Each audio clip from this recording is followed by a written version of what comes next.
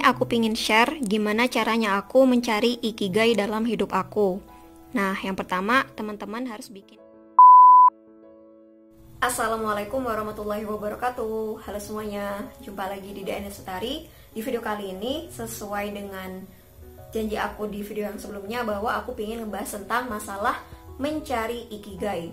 Nah, ikigai sendiri ini merupakan sebuah konsep yang diterapkan oleh masyarakat Jepang, di mana dengan menerapkan konsep ikigai ini, mereka bisa berumur lebih panjang dan juga merasa terus memiliki semangat hidup meskipun usianya sudah senja atau sudah ratusan tahun. Nah, untuk seperti apa lengkapnya, simak terus videonya ya. Sebelum lanjut ke videonya, aku pengen ngasih informasi dulu nih buat teman-teman. Mungkin di antara teman-teman ada yang suka pakai aksesoris seperti yang aku kenakan sekarang.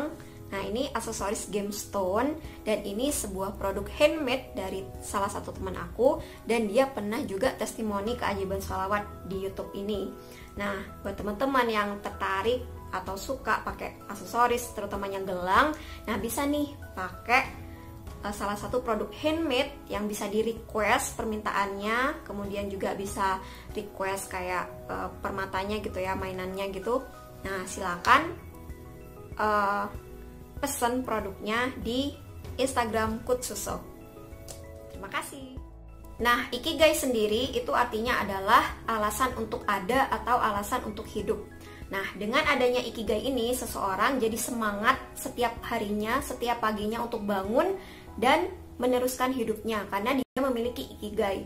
Nah, sehingga salah satu peneliti di Blue Zone, yaitu Dan Bertner, dia mengungkapkan bahwa ikigai merupakan konsep yang dianut oleh para penduduk yang usianya itu rata-rata berumur panjang. Selain berumur panjang, mereka juga seperti bahagia gitu loh menjalani hidupnya. Bahkan meskipun usianya mereka sudah ratusan tahun, mereka itu masih semangat dan masih memiliki tenaga untuk mengasuh cucu-cucunya gitu, bermain dengan cucu-cucunya. Sama seperti halnya saat aku tinggal bareng salah satu keluarga di Jepang, yaitu keluarga dari Bapak Hitoshi.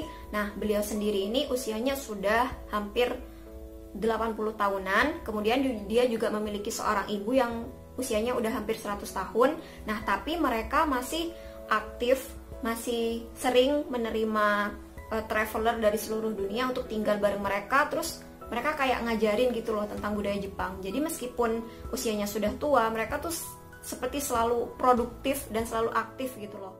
Nah, jadi tidak ada salahnya buat kita untuk mencoba menerapkan konsep ikigai ini dalam kehidupan kita.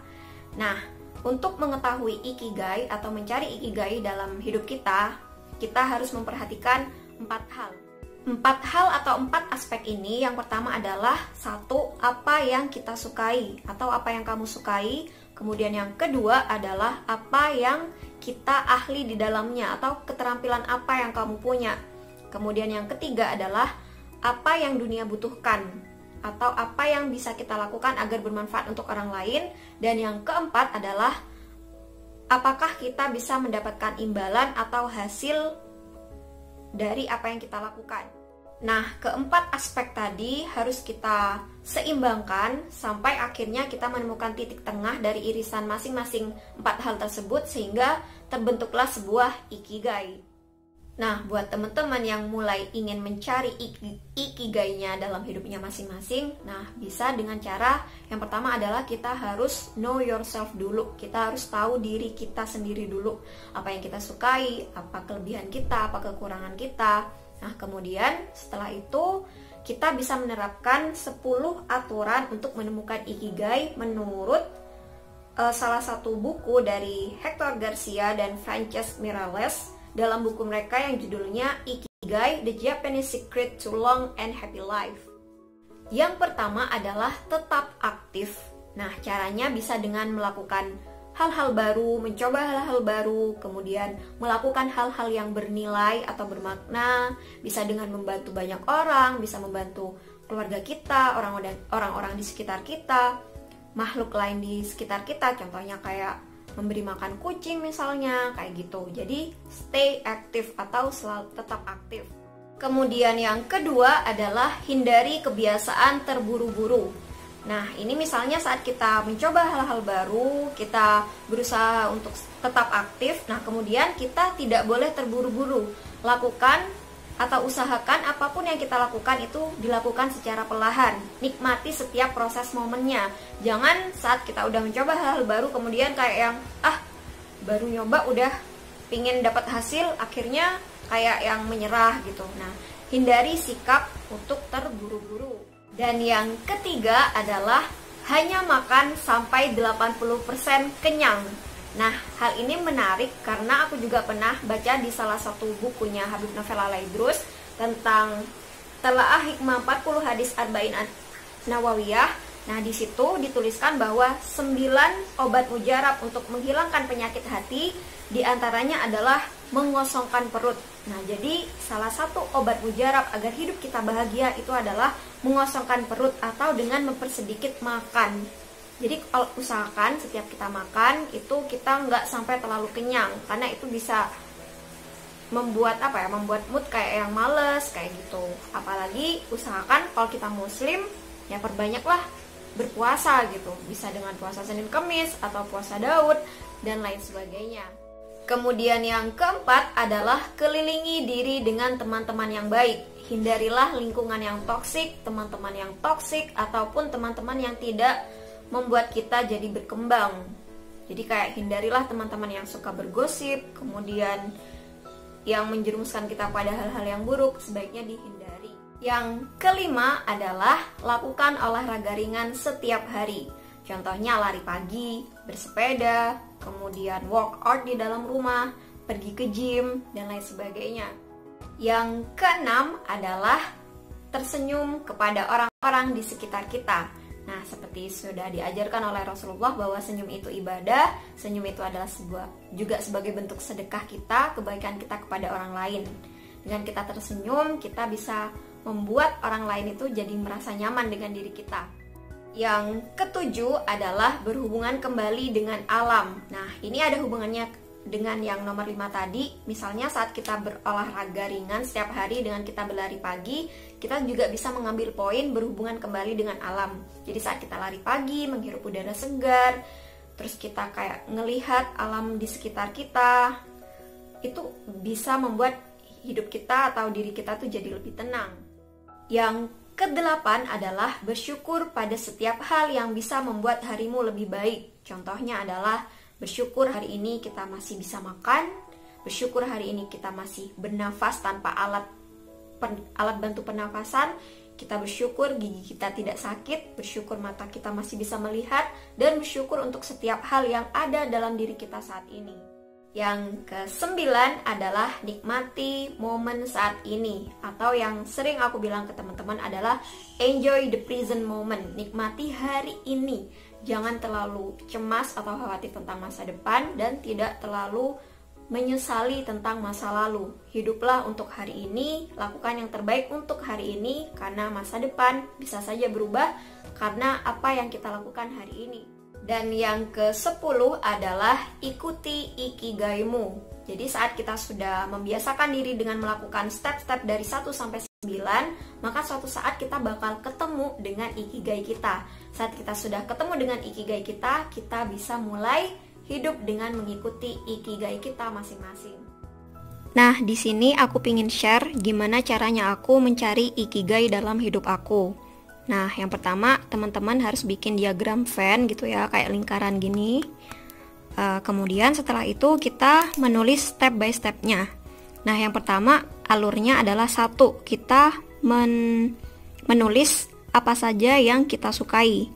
Nah, kalau aku sendiri di sini aku nulis hal-hal yang aku sukai adalah nulis, baca, ngedit, kemudian sharing. Ini adalah 4 hal yang paling aku sukai dalam hidup aku.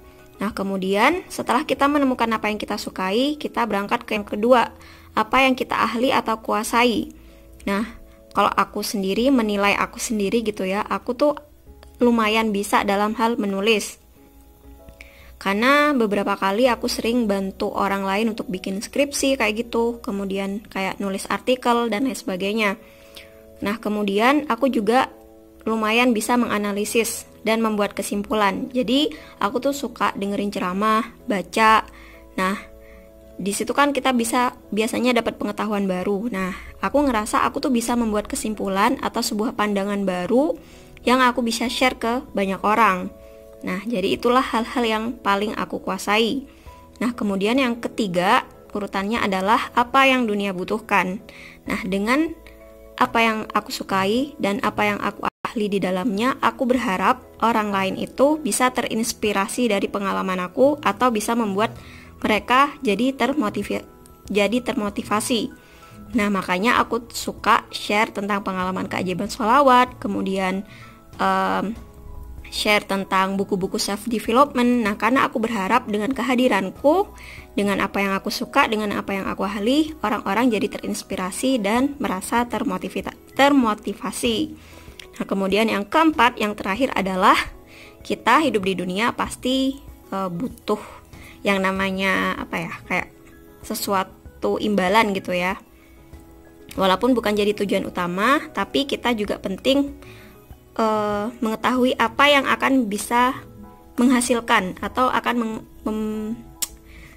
menghasilkan pendapatan gitu ya. Istilah kasarnya, kita bisa dapat bayaran dari apa yang sudah kita lakukan. Nah, karena aku sendiri adalah lulusan pendidikan, otomatis hal yang bisa menghasilkan atau yang bisa membuat aku punya pendapatan adalah satu, aku bisa jadi guru. Entah guru di sekolah, guru les, dan lain sebagainya. Kemudian aku juga bisa jadi seorang penulis. Dan yang ketiga adalah aku bisa menjadi seorang content creator. Nah, dari keempat ini, akhirnya aku bisa jadi ketemu passion aku apa, misi aku dalam hidup itu apa, profesi aku apa, dan pekerjaan aku apa. Nah, setelah keempat aspek ini aku gabungin, akhirnya aku menemukan ikigai aku. Nah, jadi di sini adalah ikigai kita, dan di sini apa ikigai aku adalah menjadi seorang influencer. Nah, jadi dengan aku menjadi seorang influencer, aku bisa berpengaruh kepada banyak orang. Nah, salah satu cara menjadi influencer, aku bisa menjadi seorang guru atau content creator seperti jadi YouTuber. Nah, dengan influencer ini aku juga bisa tetap melakukan apa yang aku suka. Aku bisa tetap baca, bisa tetap ngedit. Nah, jadi kesimpulannya ikigai yang aku temukan dalam hidup aku adalah menjadi seorang influencer. Oke, cukup sekian video kali ini, video tentang mencari ikigai. Semoga teman-teman bisa mendapatkan hal bermanfaat dari apa yang aku sampaikan, dan semoga teman-teman bisa mulai mencari ikigai dalam dirinya masing-masing. Nah, siapa tahu dengan menerapkan konsep ikigai ini, kita bisa ngerasa hidup lebih enak, hidup lebih bahagia, dan bonusnya mungkin kita diberi umur yang panjang yang bermanfaat. Oke, cukup sekian video kali ini, semoga bermanfaat. Sampai jumpa lagi di video-video yang selanjutnya, insyaallah. Wassalamualaikum warahmatullahi wabarakatuh. Bye-bye.